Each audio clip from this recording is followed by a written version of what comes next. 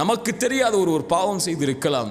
அவர் அந்த பாவத்திற்காக இறைவனிடத்திலே சிந்திய கண்ணீர்கள் துணை, கரமேந்திய வார்த்தைகள் துணை இறைவன் அவரை மன்னித்து அவனை அங்கீகரித்திருந்தால், இறைவன் மறைத்த பாவத்தை அவர் வெளிப்படுத்தினால் இவ்வளவு பெரிய குற்றம் அது.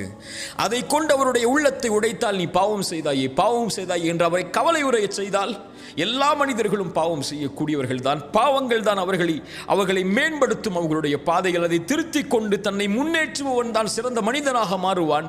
அவரை பார்த்து இறைவன் உன்னை மன்னிக்க மாட்டான் இந்த பாவத்திற்கு என்று சொன்னால், இறைத்தூதர் ஸல்லல்லாஹு அலைஹி வஸல்லம் சொன்னார்கள், 2 மனிதர்கள் உண்டு, அதில் ஒருவர் நல்லவராக இருந்தார், ஒருவர் பாவியாக இருந்தார். நல்லவர் பாவியை பார்த்து குறைத்துக்கொள் பாவத்தை என்று சொன்னார்.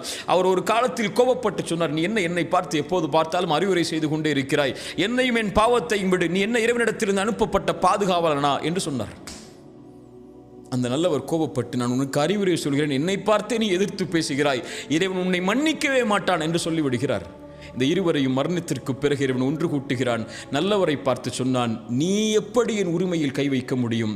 நான் இவரை மன்னிக்க மாட்டேன் என்ற உறுதியை நீ எப்படி கொடுக்க முடியும்? நீ நரகத்திலே செல். அந்த பாவியை அழைத்து சொன்னான், நீ கவலை கொள்ளாதே, என் கருணையால் உன்னை மன்னிக்கிறேன், செல் என்றான். நம்முடைய பார்வையில் பாவியாக தெரிபவர்கள் இறைவனுடைய பார்வையில் யார் என்று நமக்கு தெரியாது.